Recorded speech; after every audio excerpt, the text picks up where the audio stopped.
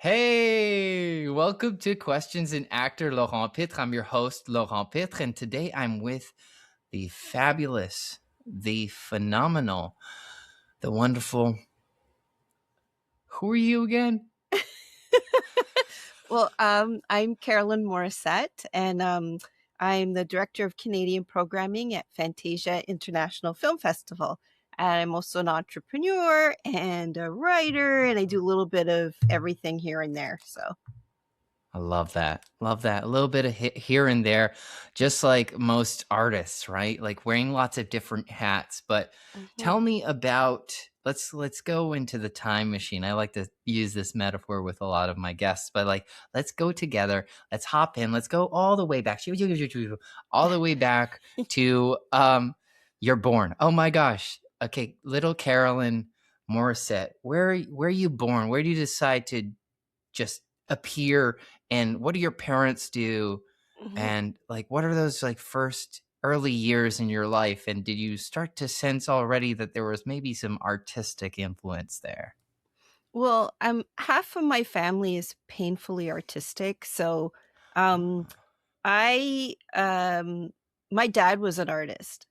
Mm. So, and my mom was very practical. She was very much like the numbers person. So they were Mm. like high school sweethearts, so to speak. Like, and Oh. so like, yeah, so they've been together since, oh my God. I think my dad was like a few years older than my mom, but since they were like early 20s and teens. So Wow, yeah, so they were together for a very, very long time. that's cute. But I still scratch my head. I'm like, how did these two get together? Because my dad was very much a head in the clouds artist, like Wow. such an artist. And yeah, again, my mom was really practical. Um, Wow. so yeah, I'm the youngest of three Oh, cool. girls. Yeah. Okay, So, nice. and like we were all pretty artistic. Like my oldest sister, she used to play the guitar. She's musically inclined. Oh, Um, nice. and the middle sister, she's actually we live together actually, and Oh, nice. she's art, like more of a fine art. She's more inclined Mm. that way, and a Mm. writer, and I did everything. Like I was a dancer Mm. until my 20s. I did art. Wow. I wrote. So we're all just Whoa. really artistic. Yeah. Wow. So Yeah. dad had quite an influence Yes. Yeah. on you. So were you doing like art in your day to day? Was this sort of something that was organized, or something that you guys all kind of wanted to do? Tell me more about that. It's really interesting because, like, my parents are all about, yeah, get your education, but, Mhm. um, we also were very creative, and my Mhm. parents were really strict, really, really Mhm. strict. So, Mm. my oldest sister left fairly early, like in her, I think, early 20s. So, Mhm. the sister I live with, like, we've been with each other for our entire lives. That's But nice. yeah, like we were like, okay, well, got our kind of built-in playmate, and Oh. we would do a lot of reading, we would do like draw, just all kinds of like very Oh. imaginative plays. We would do like we it sounds really nerdy, but No, this is so cool. we would make our own little radio programs and like Yes. tape it on a cassette tape. I'm Oh sorry, I'm my aging god. myself. This is so cool. Yeah, radio plays. That's so cool. You guys are Yeah. wow. Yeah, we That's were like amazing. big nerds, and then we would just like Wow. read. I read voraciously. Pardon me. I Wow. loved, like, I was kind of immersed in horror because I Oh. love like the Brothers Grimm. I love Grimm's fairy tales because they're so Mm. like dark and Mhm. morbid, and Yes. um like I read Stephen King way too early, and like all Peter Ah. Straub, and like all the horror Ah. greats way too Mm. early. So Was this unbeknownst to your parents, or did yeah. this also fall from? Oh, they had Oh no yeah. idea. They were just They like, didn't "Oh, they didn't looks know like what. it's for kids." Yeah, they're Yeah, like, "Oh, they're reading. That's good. That's good. that's a It's good good for their thing. brains." Yeah. Ah, They didn't little know what did I they was reading. know. Oh, yeah, yeah, yeah. You're like, Yeah. oh my gosh, I love Yeah. these ghouls and murder and all that stuff. Oh Yeah, wow, they had no idea. wow, I read wow. Clive Barker way too early, and I had no Mm. idea, I think, I was telling someone a few years ago, I remember this conversation saying, I think it was his book Imagica was the Hmm. first gender fluid character I had Oh ever come across. So I feel like wow, I learned about the world through writers and through horror. And I actually wow. thought, because I had no idea, I was very sheltered. My parents were like, we were raised Catholic. So we didn't we weren't exposed to, the LGBTQ community or Hmm. anything like that, like formally. And so Yeah. when I read that character, I'm like, oh my God, that is so cool. Like they're able to change their gender at will, and like kind of a Mm. shapeshifter type character. And I just thought that was so fascinating. And I look back on it Wow. now and I'm like, wow. Yeah, like that's amazing. I didn't realize that I was being exposed to like LGBTQ themes so Yeah. early. Yeah. Anyway, Right. yeah. No, that's so cool. It's so interesting to think of that because, yeah, it sounds like, especially from the people I've met in the horror space, Mhm. like horror has like kind of a lot of connotations that are given to it by, misrepresentation of it. But I Mhm. find it opens people up. Similar to, I find when we have difficult moments in our life, there's like a kind of wisdom and an openness that goes, oh, we're more similar than we are different, but also leaning into your difference or your uniqueness is kind of like the superpower. Is how to get through those tough times is by leaning into those kinds of things that make you unique and sometimes very, very different and sometimes occasionally monstrous to some. So Yeah. very, very cool. I love that. That's so cool. So that's like kind of the early influence of horror through those Mhm. books that you're reading. Tell me, were you also seeing movies? Because film ended up becoming kind of a big part of your life, right? Yeah, it's always been like a big part of my I remember God, I'm going to sound like I'm not well, I am 900 years old, but like Yes. Saturday morning You're looking great, Carolyn. 900. Rocking it. But like yeah, like Saturday morning, I Uh-huh. remember on I think it was like the Buffalo stations, they would play Yes. Godzilla movies. And I love monster and Ray Harryhausen Mm, films like mm. Sinbad and Oh, yeah. all those stop motion films. There's the Nice. Godzilla, the Hammer films. I just Hmm. watched all of them on Saturday afternoon. That was kind Mm, of a thing that I love monsters. I love creature features. So that's what mm. I was watching. And then my dad really liked to take us to the movies. So Oh, we would go and back in the day, back in the my day. mom oh my God. So my mom and my grandmother sewed, and my Oh, grandmother lived with wow. us as well. So they would make little Nice. dresses for my sisters and I, and we would Uh-huh. get our hair braided and put bows in our hair. We would go as a Oh, family to go wow. see movies. Um, Wow. and in Toronto, there was a movie theater in the West End. It's now condos. Oh. But I think it was called the Westwood Theater. Oh, And cool. yeah, and so we would go, and I remember one of the very first films we went to the theater was the Apple Dumpling Gang, like the Disney films. Oh. That sounds awesome. I have to go Yeah. and dig for the apple dumpling gang. That Oh sounds my great. God. It's just ridiculous caper Yeah. films, the Oh, Shaggy nice. DA, Yeah. all those Disney films, and we would also Oh, watch the nice. Disney Hour on CBC, I think it was. Okay. Yeah. Yeah, we were big um Doctor Who fans as Oh, well. nice. Just Nice. nerding out on TVO and CBC. Just give it all to me. Nice. I'd still Wow. watch it today. Wow. Yeah. Yeah. Yeah. Yeah. Hey, yeah. That's so cool. Yeah. Wow. So you early on related art and filmmaking and stories to that kind of beautiful sort of childhood where you're growing up, where it was encouraged, it was explored, and it was also connected you to your family and to your siblings. So that's really, really cool. Tell me, were there any kind of favorites or things that you were leaning towards? Were you even like thinking about what could be possible as a young kid, as like what you wanted to do eventually when you were growing up, or anything like that? Well, I really wanted to be a veterinarian. That was like, I Oh, really wanted to be a veterinarian because if you've ever seen me around animals, I'm just out of control. I'm out of control. You talk about cute aggression. Okay, I am out of control. People are like, okay. sometimes I think my neighbors are like, oh no, here she comes. Because I have a couple of, actually, I have several favorite dogs in this building. Uh-huh. And Uh-huh. they're like, oh, here she comes. And I'm like, hey, coochie, coochie, coo. Yeah.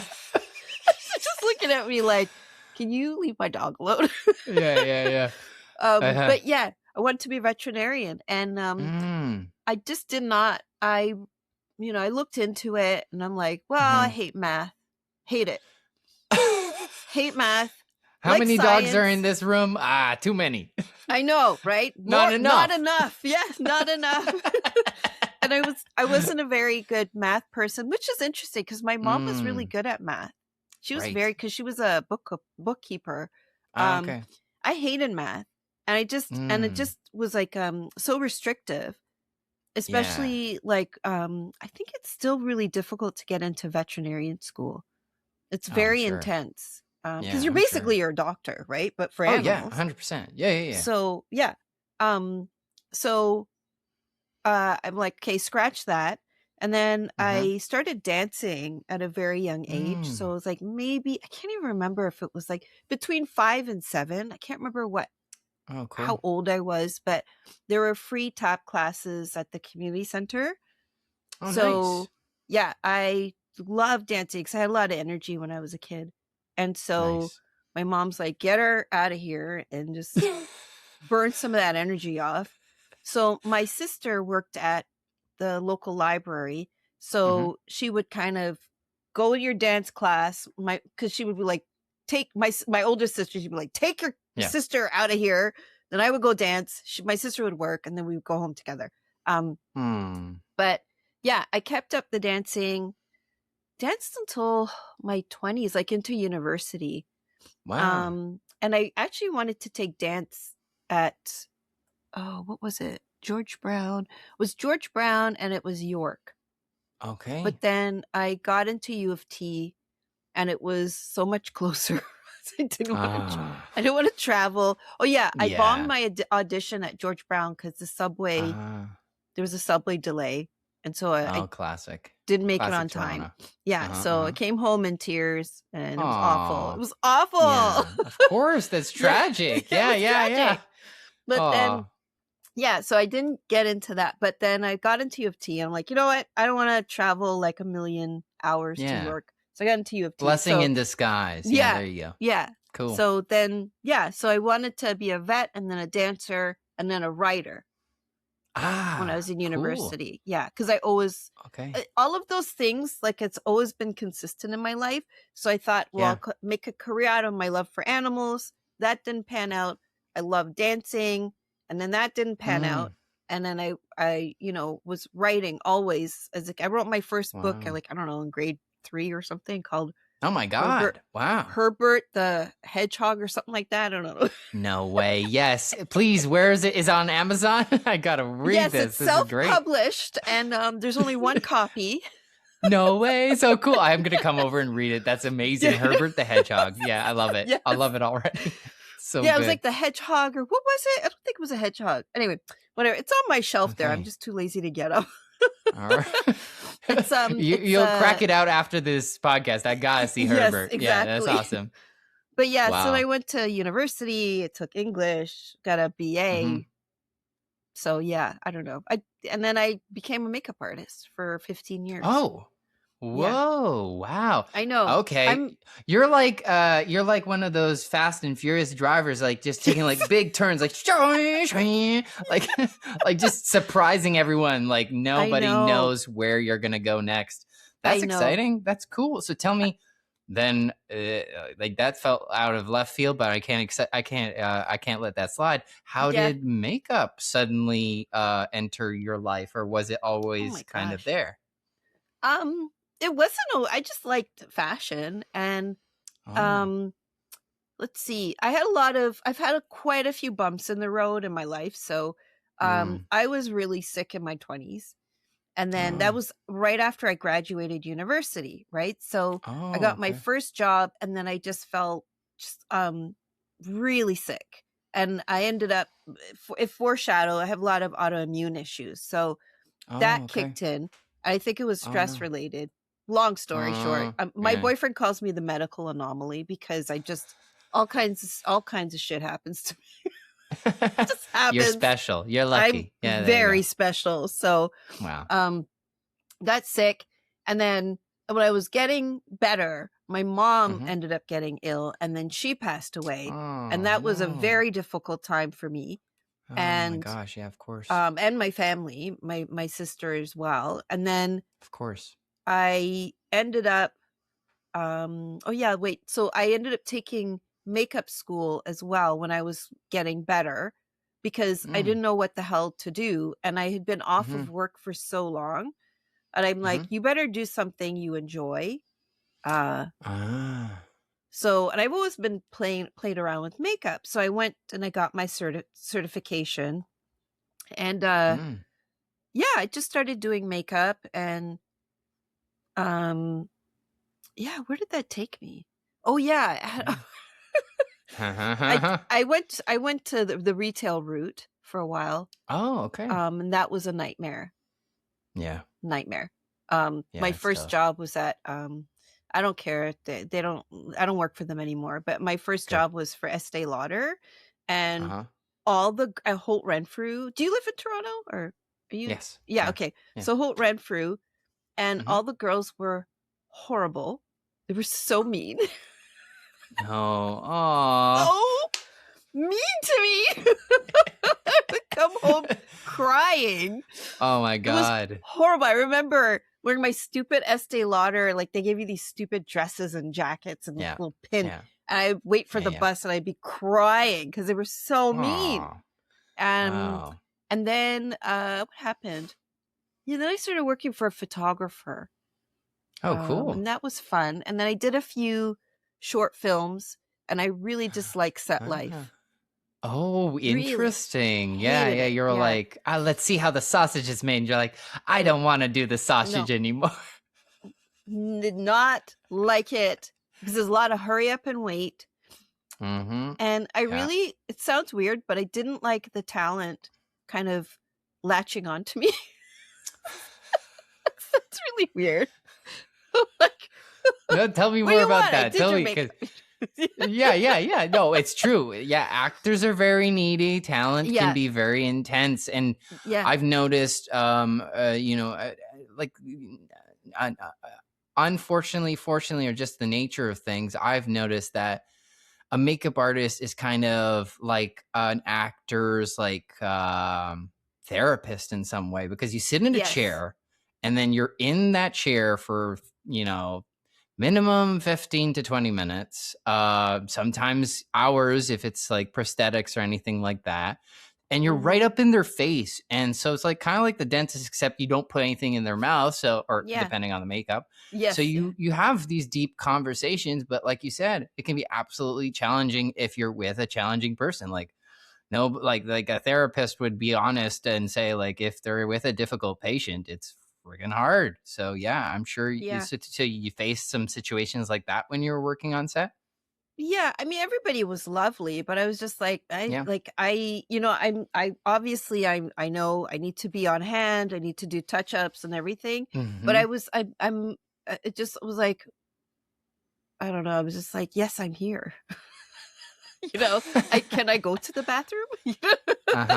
No, not It was really. not yeah, not while you're on set in exactly. your makeup. Yeah, it's crazy. Yeah. Exactly. Yeah, yeah. It was and I didn't like it. It was just a bit of a long haul. I preferred going into a Mm, studio, doing the makeup, yeah. you take the pictures, bye-bye, you know? That I Yeah. very Yeah. much Yeah. Yeah. enjoyed that. And then went back to Mm, retail, I worked that about 5 years and then got the hell out of makeup, and I've not Mm. really revisited Mm. it Revisited it. since then. Yeah, that's tough. Yeah, Yeah, I you don't nailed it. it's true. It's like you're in someone's personal bubble. It's like a hairdresser, right? Where Yeah. Oh, you yeah.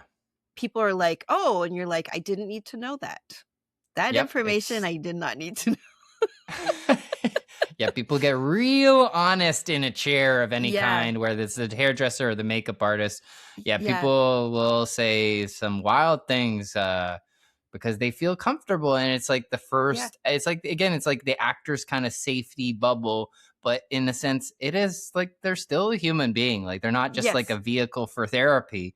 So Yes. it's important to treat those people with respect. But sometimes people forget that, like it's hard, vulnerable work that actors do, and sometimes it does mess with the mind a tiny bit. So, but I'm Yeah. not at all excusing it. I'm more sort of putting it out there so that any actors listening to this, like, you can see that your makeup artist can be like your greatest ally when it comes to that. But I think it does begin with you really treating them with enormous respect, because they Mhm. can go above and beyond to make you not only look good and look right for the character and the story, but they can support you as a human being and go, hey, like, are you good? They like, sometimes they have a water bottle, they'll like take pictures for you, they'll do like nice things, but you got to treat them with respect, like, for sure. Yeah, don't tell That's us your deepest, darkest secrets. no, not always, no, And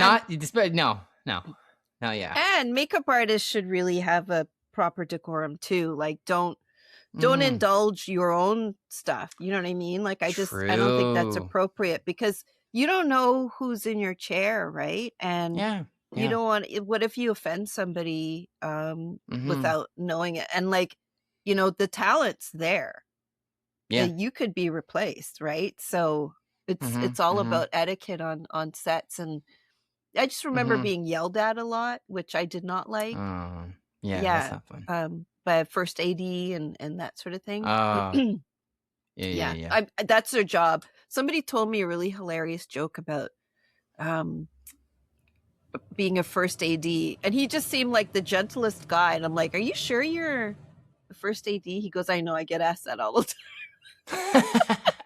Yes, yes, yes, yes, yes. First AD, like the first assistant director, for anybody who's listening, whether they be at any stage in their career, kind of their job is to be like the bad cop kind of thing, Yeah. right? To like the good cop, bad cop. The director comes in and says, "Great job, everybody! You guys are doing great." And then the first AD is like, "We got 2 minutes left. Come on, go, go, go!"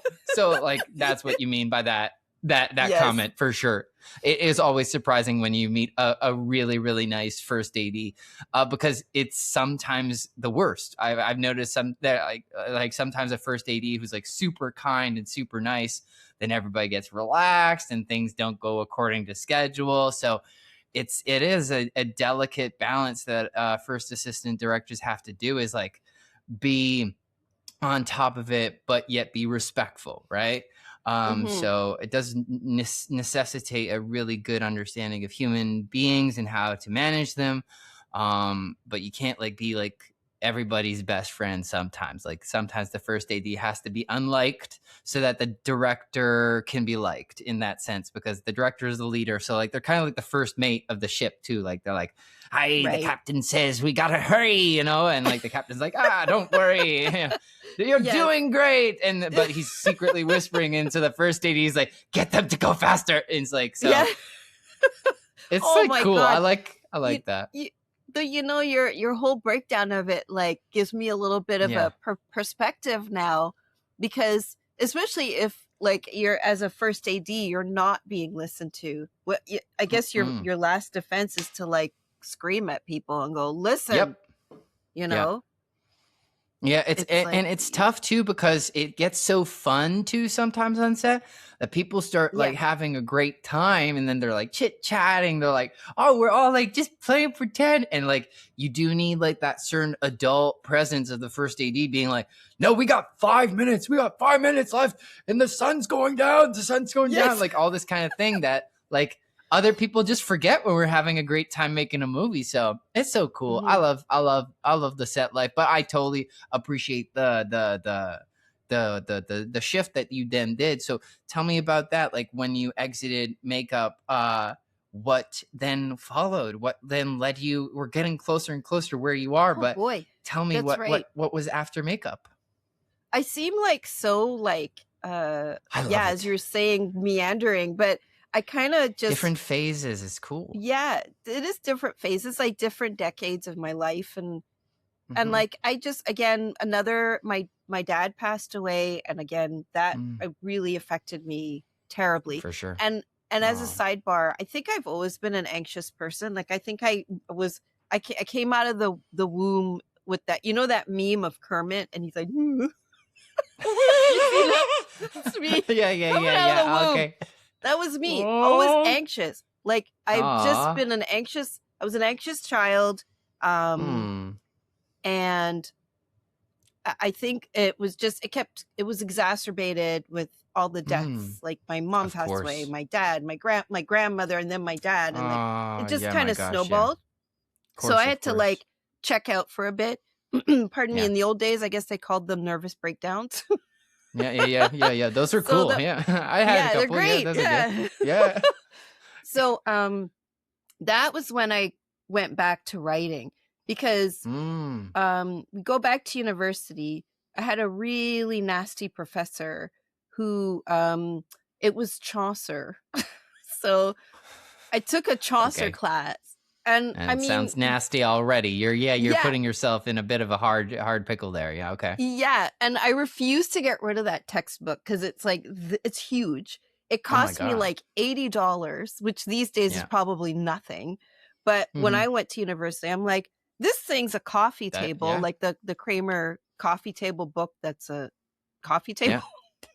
Anyway, so Yeah. I refused to get rid of it anyway, but that professor was a real nasty piece of work. And Mm. I was not doing well in that class because Mhm. actually I think 50% of us, we were all like, what the hell is he talking about? Like I Yeah. used to sit next to this woman who was so cool. She looked like she was Nice. like an academic biker. I don't know. It was interesting. Oh, But so cool. yeah, we were just looking at each other like, the hell's going on here? What is he talking about? And then and so he really dressed me down in terms of my writing, and he was just really Mm. mean. And so that stopped me from writing. So I just did little things here and Oof. there. But Mhm. I really, to help me get out of my funk after my dad's death, I started writing and I started like a Mhm. blog about movies because Oh, I've cool. always loved movies. I'm like, why don't I just write about them just for something to do to kind of get me Mm. out of this, you know, kind of mental health crisis and Yeah. see if I can do it. And then I just kept Wow. doing it. And I ended up making, she's one of my close friends now. She lives in the States and she had a website for Black women in horror. And so, Mm. pardon me, I reached out to her.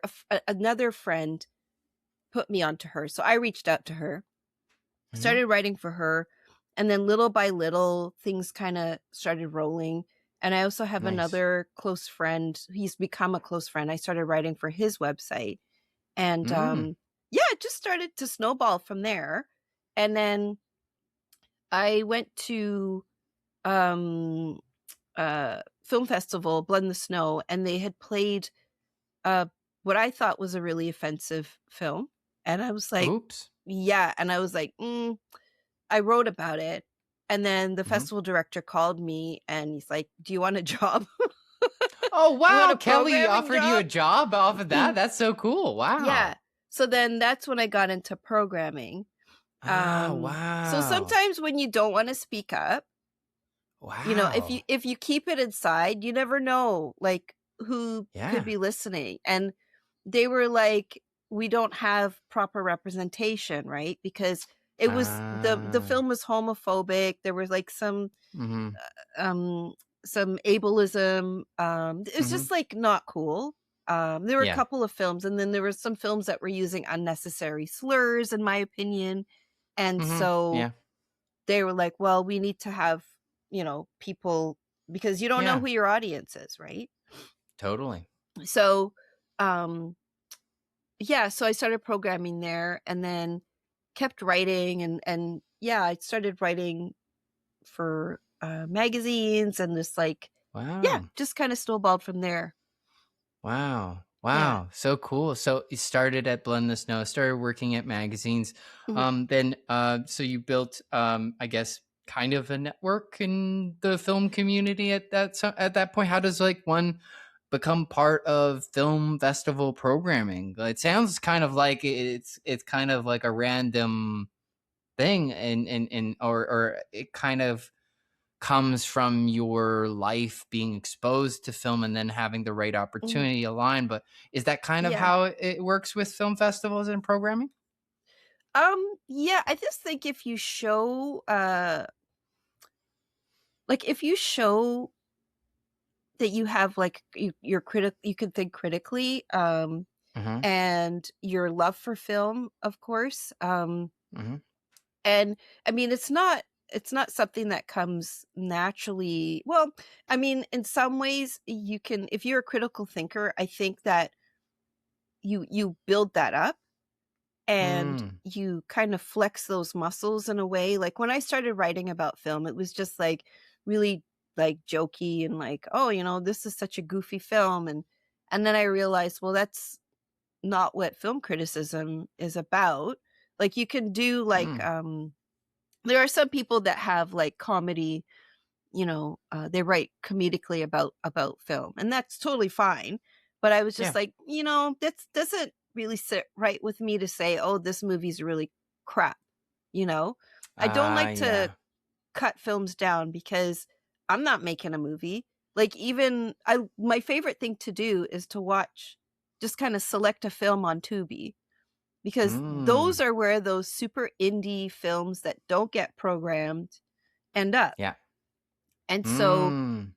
it's really interesting to see why perhaps these films either played very small festivals or um, Yeah. didn't get programmed at all. And I use that Mm-hmm. actually as a tool, right? Just to kind of gauge these films and think, okay, so Mm. maybe this film is not well done, but why? You know? And then Mm. just kind of looking through the technical aspects, or like maybe the actors aren't that great, or they're not seasoned yet, or they haven't Mm-hmm. had enough uh training, that sort of thing. But Yeah.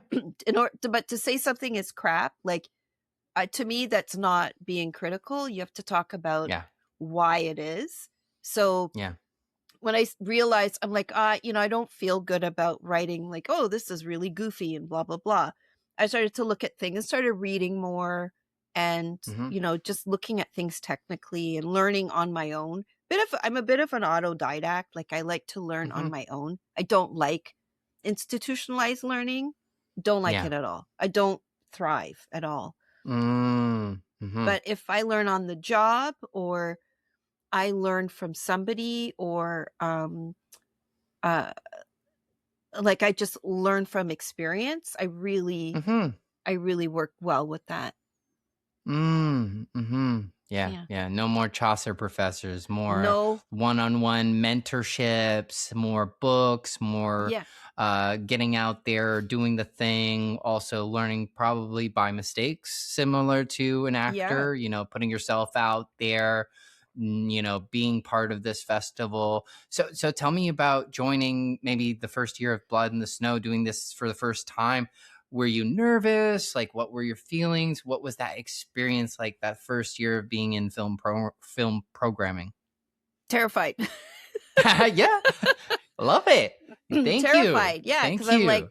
does my opinion count? Like, there's Mm, uh, you really have to be confident, and I didn't grow up as a confident person. I didn't mm, have a lot of confidence, because I grew up in a mostly white neighborhood, and so, mhm. the rule was like, if anything goes down, they're gonna look at the black kid first. And so my Yeah. parents were very protective of their 3 girls, and they didn't want us to Mhm. get accused of stuff, and so we Yes. kinda stayed under the radar.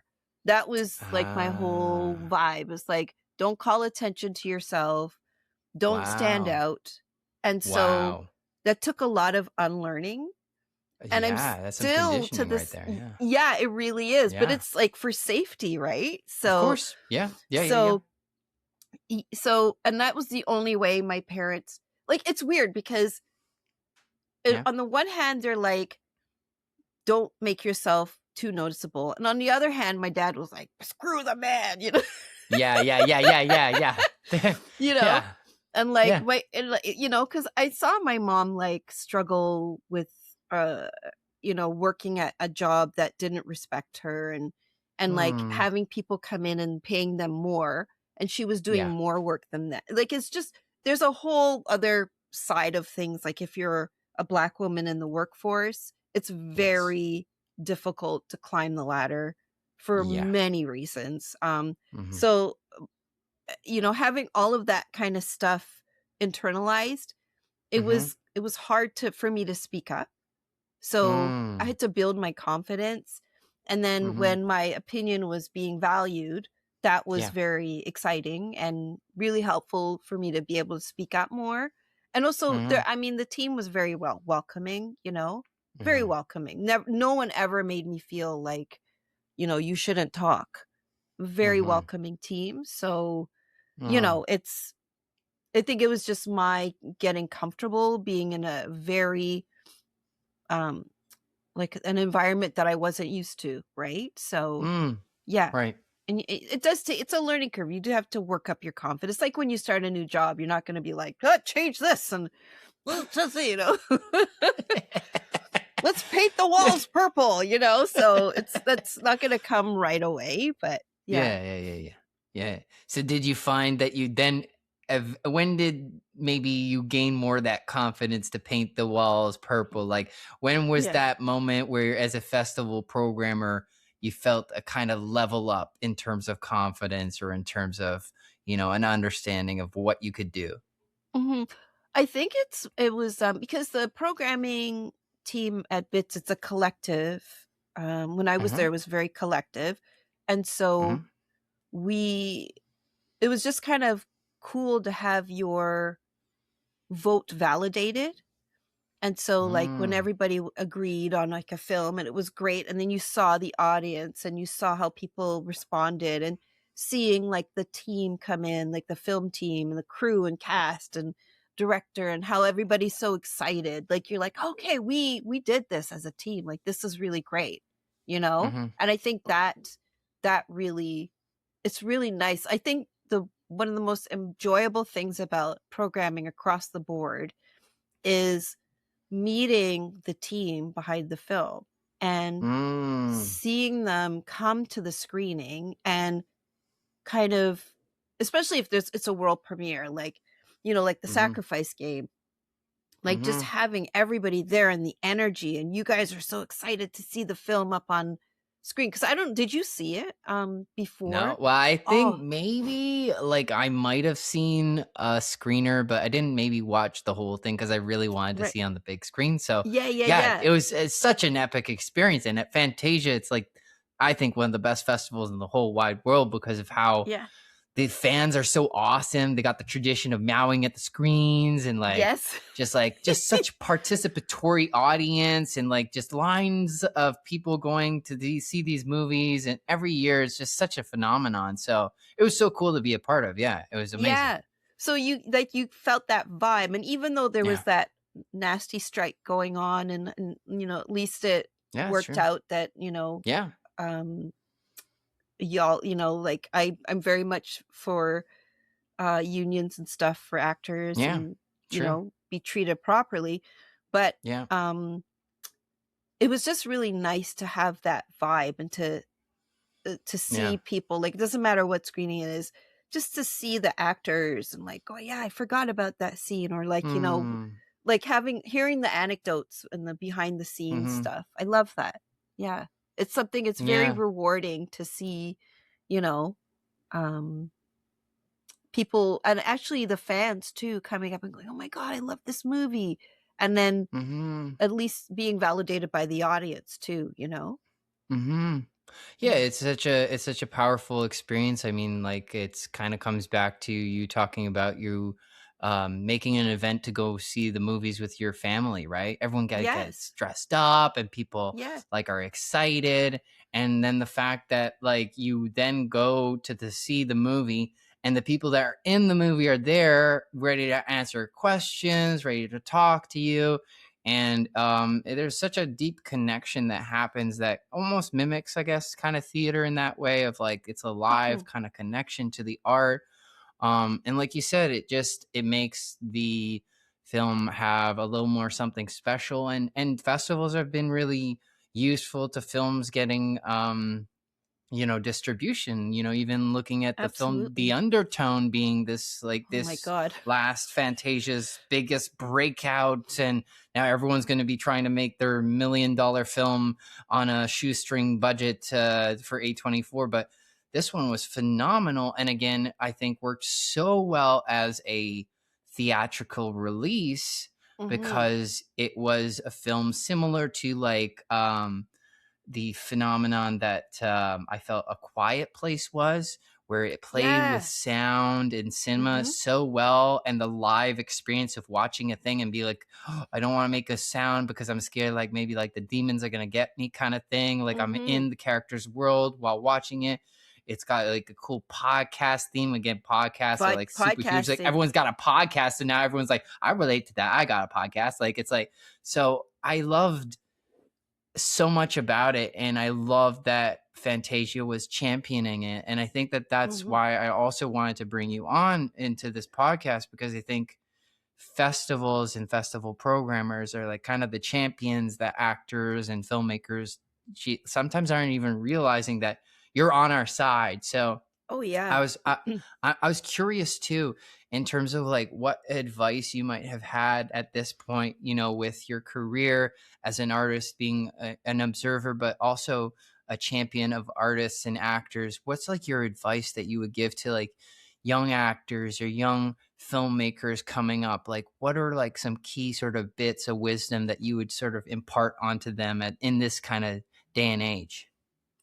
I would say you keep seeing I go onto LinkedIn. I follow a lot of film people, Mm-hmm. producers and people I don't know who are like much bigger in the business just to see what they have to say.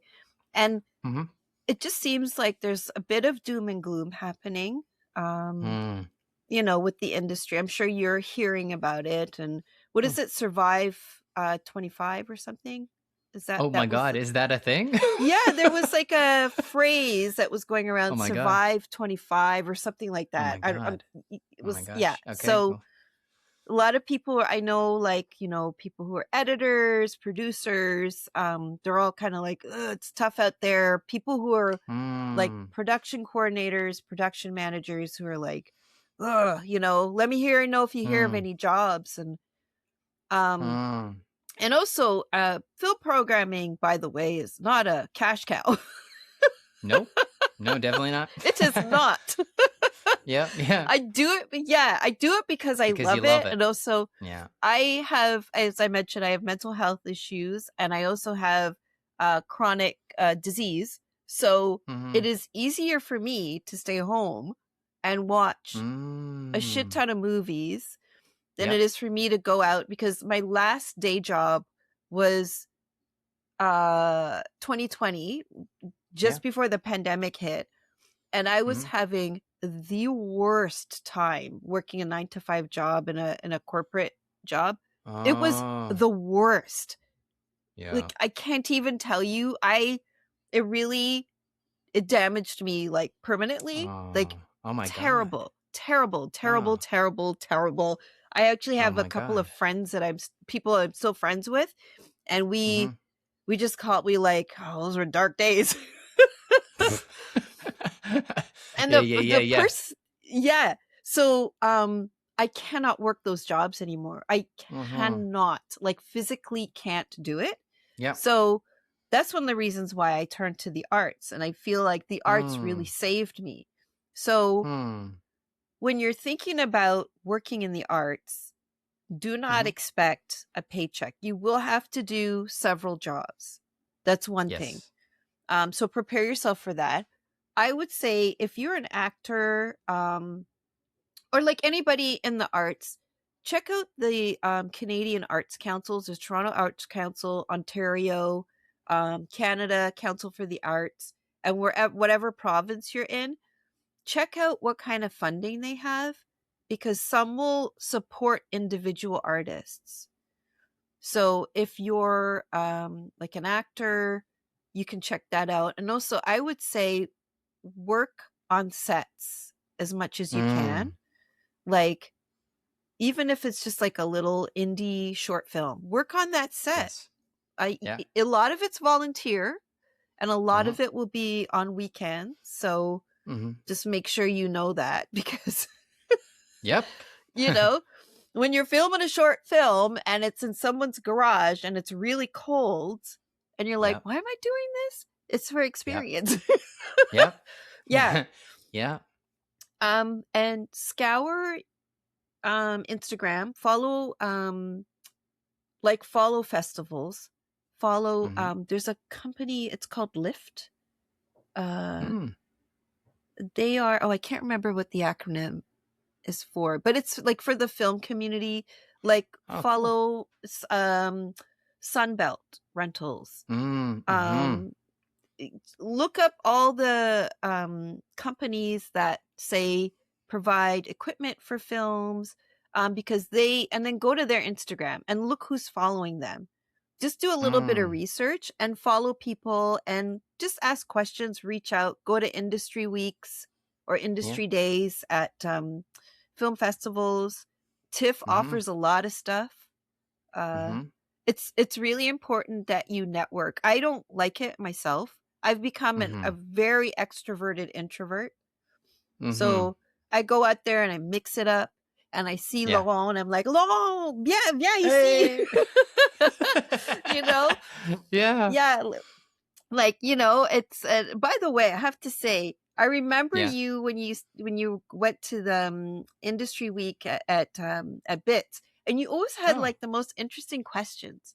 And I love that you were like completely unafraid to like ask a question and like follow up with another question. And I'm like, no, that's someone who really is invested in what the panelist is saying. Like that, I was very impressed. I always remembered you. And then when I saw you, I'm like, wait, is that you in the sacrifice? And then I was Is like, that guy? oh my God. I was like, yes. So I don't know. Anyway, that's an aside. But that's so cool. Whoever's listening, reach out to Laurent. He's got a lot of great insight. Yeah, like I know it sounds silly, but even go to like if you have a what are they called now? Like there's little cinemas that pop up, like say at a video store, like Eyesore Cinema. Yeah. Like go to events, go to the review. There's lots of people you can start chatting with, Yeah. And you never know where a conversation will take you. So you got to be a bit more open and like get over the imposter syndrome. I know I dealt with it for a long time, but now I embrace my nerdiness. I fumble words all the time. I very clumsy despite all the dance training.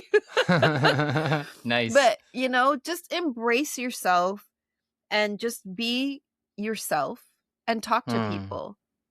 And just say, hey, if you ever know something, follow me on Instagram. You don't have to hand out your personal information. Yeah. Exchange Instagrams. Yeah. I really think talking to people is step number one, and listening, Yeah. Yeah. Step number one, definitely talk to people. That's beautiful. I think that's applicable to actors just as much as filmmakers or artists or people in general. I think, in any industry, I think people underestimate how important relationships are, but I think they're the fundamentals to any kind of business, right? Whether it be acting or filmmaking or any kind of industry. But I almost would venture to ask you with like step 0, like the one before step 1 is like kind of what you were talking about, is the be yourself. So like, Yeah. kind of knowing yourself before you kind of reach out and go, hey, like, you got something for me? Like more of like Yeah. a place of like, okay, I know who I am. I'm say, for example, I'm Laurent Pitre. I'm an actor. I'm curious about acting and filmmaking. I don't need anything from you, Carolyn, but I'm Yeah. curious about who you are. I want to know more about who you are. And this conversation is just going to be fantastic because of it. I'm not focused on where it's going to go. I'm just focused on the conversation. And then, yeah, Yeah. of course, we'll share Instagrams because we connect on a conversation and it doesn't need to lead more than the conversation. Or like when Yeah. you said in the panels, I think when you go to a panel as an actor or a filmmaker, what I've learned is much more fun for yourself and less dirty in the networking way is ask a question that can help the person who's answering it enjoy their time there. Yes. And Very much something that's so. for them as opposed to, hi, my name is Laurent. I got this like short film I got going on, and it's about a guy in the woods. He's got long hair and a beard. And I just need $10,000. Could you help me find $10,000? Where would I find $10,000? Thank you very much. And it Yeah. happens. It happens at festivals. All the We don't time. we don't need that question. It's Mm-hmm. like, who are you talking to? Is Carolyn? Okay, I'm curious about the veterinary pass. Like, tell me how is it manifesting still in your life? Oh, it's because you got all the dogs in the building. And do you know their names? I'm sure you do. You I know what the do. breeds are. You know how old they are. I do. That's to me, that's the stuff that I want to know about,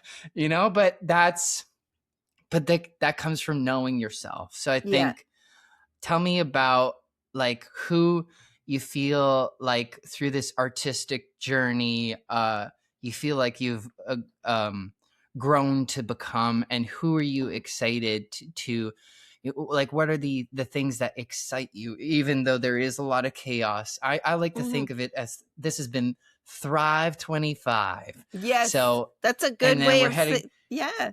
heading into 2026. It's so six. I don't know. Yeah. I'm making it up as I go here, but you know what I mean? Like, who do you feel like you've become, and what are you excited about the Mm-hmm. world here today?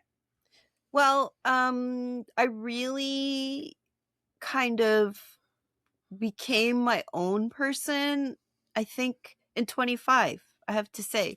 I Oh, I left nice. I quit Blood in the Snow, and then I Okay. started my own, cuz I co-created the horror development lab there, and I ran Oh it for yeah. 4 years. And then Wow. I want a bit of a change, and I wanted to do something a bit more expansive. So I partnered up with my business partner, Kata Edwards Pierre, and she is delightful. Um, so yeah, my business partner, Kata Edwards Pierre, who is a true Hmm. angel, and we started our own, um, like, it's an agency where we support people of the global majority. So that's Black, Brown, LGBTQ folks Nice. Nice. in the film industry. So that Mm. business is called Access Threshold. So that we Oh just yeah. had our first year anniversary. And Congratulations. yeah, and that was kind of a thing where Nice. we like, I was like, can we do this? And my friend's like, yeah, we can do this. And I'm like, okay, let's do it. Wow. And we did it. Wow. So So yeah. cool. So we did that. So we're going into our that was a soft launch year this year. So we're going into our full on hard launch in Nice. 2026. So Nice. I'm very proud of that. And I'm the person I was, I feel like I was, um, excuse me. I feel like I was, hiding my light, you know? Mm, And 2025 taught me to not hide from the things I've done and to nice. be proud of my successes. Mm, And I think from there, I was able to kind of kind of open up these blocks. And mhm. I'm really excited for 2026 to kind of take up space that way, and Wow. just be the person that I know I can be, right? So, Oh, yeah. wow. Now, I just want to add to, for advice, rejection Yeah. is real and it's a thing that we have to deal with in life. So Hmm. don't be knocked down by rejection, Yeah. because that just means that that's not the thing that's right for you right now. Yeah. So Yeah. look at it that way. Yeah. Absolutely. Yeah. Yeah. It's such a good life lesson is rejection is your friend, because rejection is just the wrong opportunity giving you the grace of telling you it's not yours. I'm saving you the heartbreak. It's like, with dating, like you don't want to end up with someone, you don't want to try to get someone that's rejecting you. It's not fun. It Yeah. never ends up being the right thing. It's always, it should feel like it fits into place, like it's just like, that's my person, right, kind of thing. Yeah. When it's like but it's also important to deal with rejection, to have the courage to find that person that you fit in together, because if you're like nervous of rejection, you'll see that person that you want to fit with, and you don't have the courage to even say hi, right? It took me um 3 years to approach my partner. Aw, yeah, there you 3 go. Yeah. years. That was the slow Oh, launch. The yes. slow launch. Yo. Yep. So Wow. Yeah. yeah, like it again, I been rejected twice for a residency program, and Okay. I'm like, okay, it's just not for me. Like it sucks. Yeah. Oh, I'm yeah, like, for oh sure. man, are you kidding me? But I'm like, all right, like my mom used to say, whatever is there for you will come for you. Like Yeah. don't stress over it if it doesn't have, like my audition for George Brown. Yeah. That was not for Exactly. me. I was Yeah. devastated because I Yeah. was like, I don't know, 18 or 19.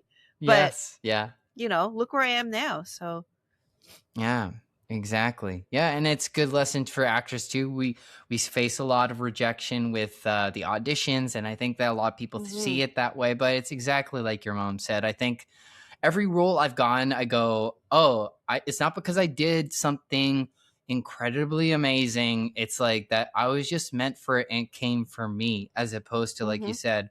But you increase that odds of you coming to you the more you put yourself out and get no's. Like Yeah. that's the way I see it with acting, and that's why I was just so happy that I did so many auditions this year, like Mhm. above 100, like 100. I don't even know how many, but I almost performed every day. Like I like to put myself on camera every day, and I treat that as an audition.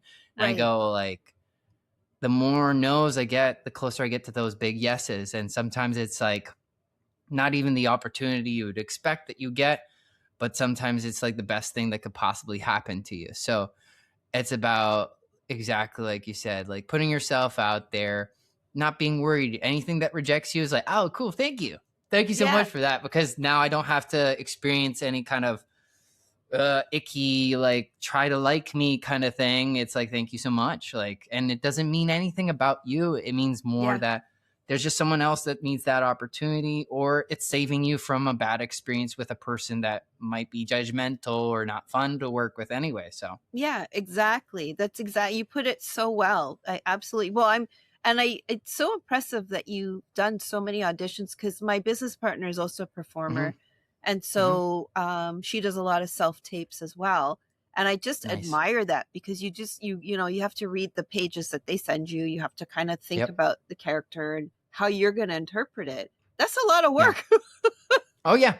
That's Yeah, a lot that's of it. work. That's why I do not go, "Oh my god, they're paying me this much on this thing." I'm like, "That's a lot." Like I go like, "No, like I work for it every single day." Like Hmm. to me when I pick up my paycheck for a gig, I don't think of it, "Oh, like this gig is paying me for like only 5 days and it's this much, that's amazing." I'm like, no, it's paying me for like the month before where I didn't have anything, or months, or whatever time, the years. Like I've been in this for more than 16 years.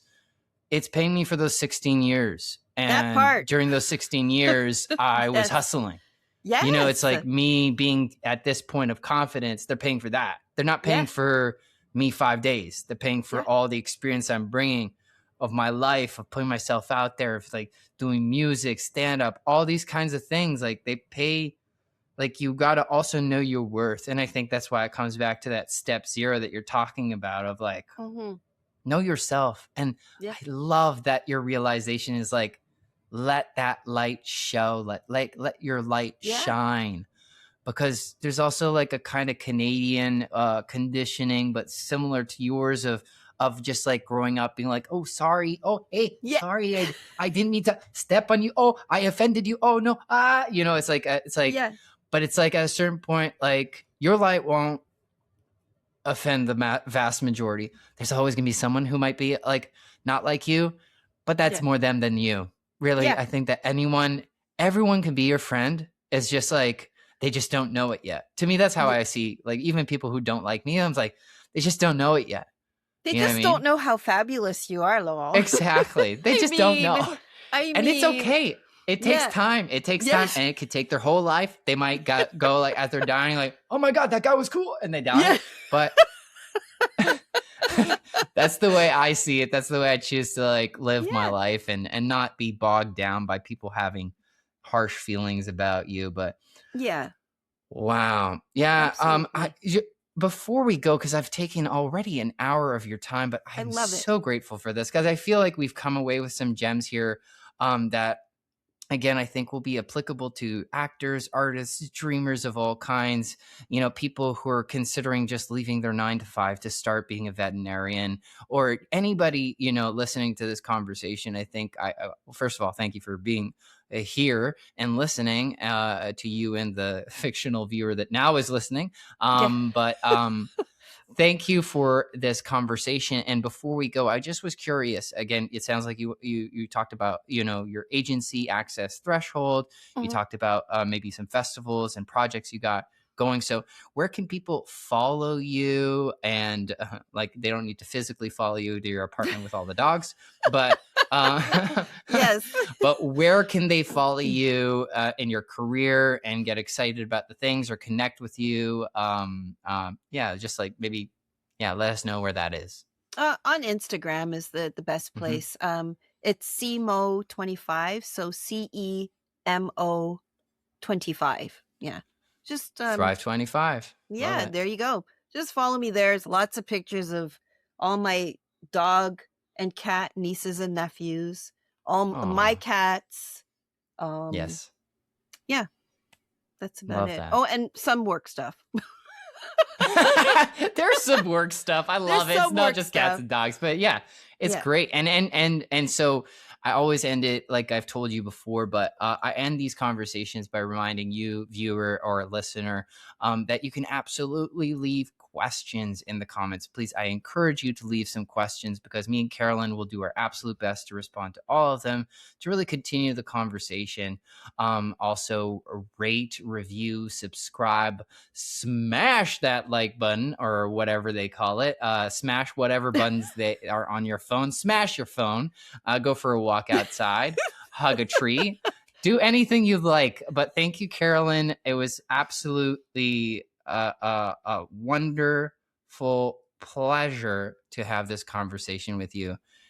It was exactly as I expected, and it was wonderful. And I'm so happy we were able to connect and talk about you as an artist and your journey. And I'm so inspired and so excited for you today and moving forward. And I think this is where I'll go end the podcast. And scene. Yeah, there we go.